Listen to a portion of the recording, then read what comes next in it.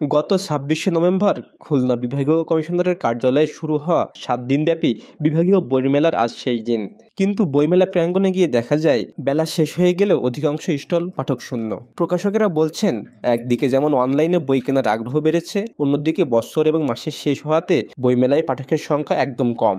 খুলনার মানুষ সাধারণত হচ্ছে আপনার ফেব্রুয়ারি মাসে যেটা হয় ২১শে বইমেলা, ওটার সাথে বেশি অভ্যস্ত।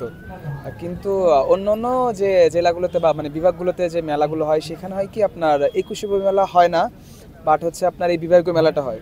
তো তারা হচ্ছে জানে যে বিভাগীয় মেলা ৭ দিনের একটা হয়, সেক্ষেত্রে তারা একবারই পায়, আর আমাদের খুলনার মানুষ তো পরপর ২বার পাচ্ছে। তো এই মেলার কথা আসলে ওইভাবে সবার জানা হয় না। কিন্তু সময়টা একটু মানে সম্ভবত এটার পক্ষে ছিল না, অনুকূল ছিল না।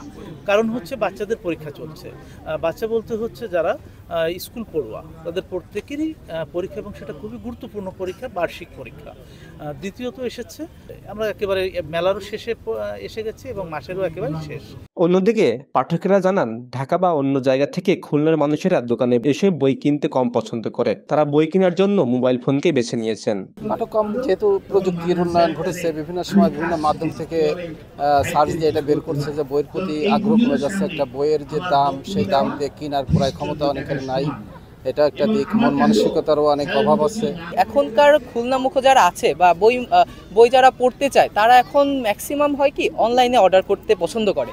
বাট এই জিনিসটা আমার কাছে মনে হয় যারা বই প্রেমিক তাদের এই জিনিসটা করা উচিত না। জাতীয় গণগ্রন্থাগারের ডেপুটি লাইব্রেরিয়ান জানান, বিগত কয়েকবার দেখেছি অন্য জায়গা থেকে খুলনায় আশানুরূপ বই বিক্রি হচ্ছে না, দিন দিন পাঠক সংখ্যা কমে যাচ্ছে। আমরা চেষ্টা করছি পাঠক সংখ্যা বাড়ানোর।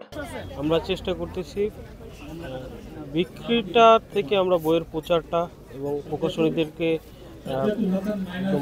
গ্রাম পর্যায়ে বলেন বা সবার কাছে পৌঁছে দেওয়াটা আমাদের লক্ষ্য। প্রতি বছরই জাতীয় গ্রন্থকেন্দ্র ৮টা বিভাগে বইমেলা করে থাকে। সেক্ষেত্রে দেখা যাচ্ছে যে আমরা অন্যান্য যে বিভাগগুলোতে বইমেলা করি, সম্প্রতি আমরা ময়মনসিংহে বইমেলা করে এসেছি, সেখানে প্রায় ২০ লাখ টাকার কাছাকাছি আমাদের বিক্রি হয়েছে। কিন্তু সেখানে তার অর্ধেকও খুলনাতে নাই। মানে খুলনার মানুষের যে আগের যে বইয়ের প্রতি যে ভালোবাসা, সেটা যে কোনো কারণে হয়তো কিছুটা কমে গেছে। আমরা চেষ্টা করতেছি সেটাকে আবার ফিরে আনার বা বইকে মানুষের মাঝে পৌঁছে দেওয়ার। Shafayet Hossain Shaon, voice of tiger.